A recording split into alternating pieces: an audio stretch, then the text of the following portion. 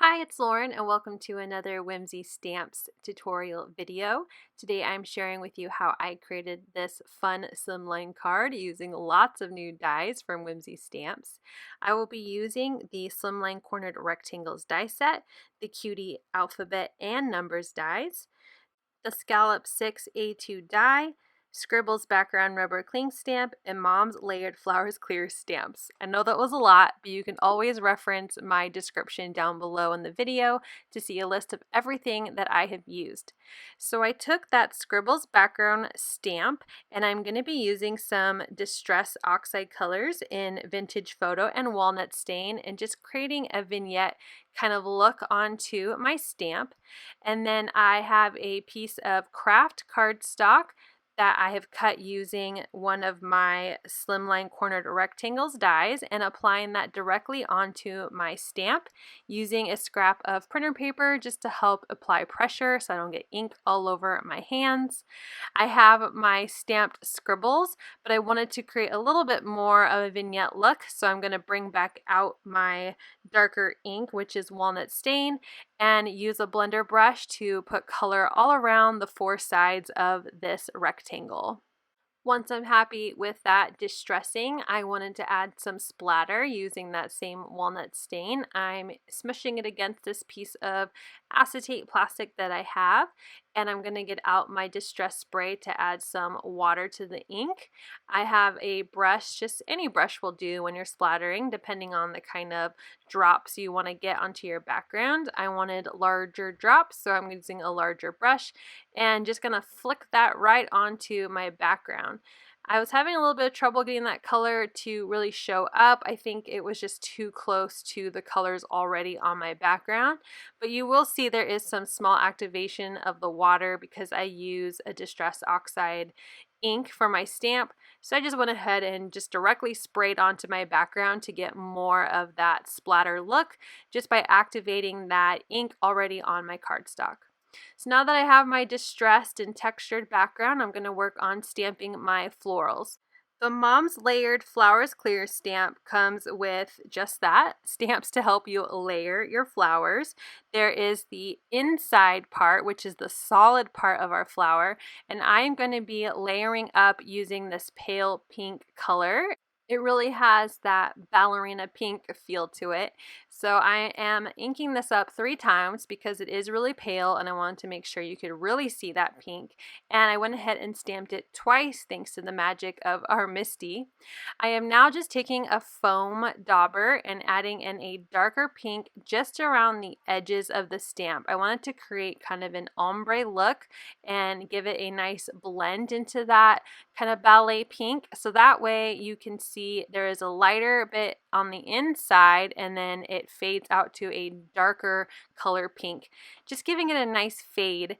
And then now I'm going to work on the outline stamp, so I am lining these up with my stamped images and making sure that it stays on my paper, and then I pick it up with my Misty. I'm going to make sure everything's going to line up well, and then I am using my VersaFine Clair in Pinecone, which is a dark brown ink, and stamping that around my flowers. And here now I have 4 florals, and I have a pretty inside with my pinks and then a nice brown outline. So the nice thing about using VersaFine is it's friendly with watercolor, so I'm just grabbing my yellow Zig clearing color brush pen here and adding yellow to the center of my flowers. It's just really easy to add in that color. And I have already die cut this sentiment that says love you forever using my Cutie alpha and my Cutie number die set. Next, we're going to work on getting those brown frames for our card. I used the new Scallop 6A2 die to get those frames. I'm going to save the rest of my pieces though because I can use them on a future card. My background is nice and dry, so I'm going to glue that to a slimline card base that I have already cut and scored. When it is folded, it is 3.5 by 8.5, and I used that largest of those die so it fits perfectly onto that card base, and I'm just gluing it down using a little piece of scrap paper to make sure I have a nice stuck piece of cardstock. It is a little tortured because we applied so much ink and water to it. Now our card looks a little funny with these 4 white corners, so I'm just going to grab some snips and trim them right off so that way our card base matches our Slimline die cut piece from that Cornered Rectangles die set. So now I've got all 4 corners snipped, my card base is ready to go, and we can start applying some of these elements to our card. We have our frames, and we have our flowers, and we have our green die cut letters and the number 4. And I'm going to just arrange everything onto my base as I think it will look very nice. I absolutely love that I can customize my own sentiment with this really adorable font for this die set. I have my sentiment lined up how I want it, so I'm just using some low tack tape to pick up my sentiment off of my card base, and I'm going to set that aside because I will just add some glue behind all those letters and adhere that down when I'm ready. So I'm going to use 3 of these framed, but I wanted them to kind of pop up a bit off of my card. So even though I have 6 frames, I'm going to double them up to add a little bit of thickness. So I'm just adding some wet glue behind one of the frames, and then I will add a second one behind it. And that will just give a little bit of dimension without too much bulk onto my card base and my card design. So I'm going to repeat that for all 3 of my frames.